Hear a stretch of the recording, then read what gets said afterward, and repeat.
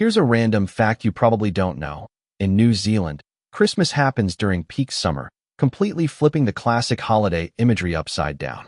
Instead of cold weather, fireplaces, and snow, families often celebrate with beach trips, backyard barbecues, camping, and outdoor feasts. Santa is just as likely to be pictured wearing jandals, flip-flops, and sunglasses as a heavy coat. One of the most iconic symbols of a Kiwi Christmas is the pōhutukawa tree, a native coastal tree that bursts into vibrant red flowers in December. Because it blooms right around Christmas and its color resembles traditional holiday red, it's often called New Zealand's Christmas tree.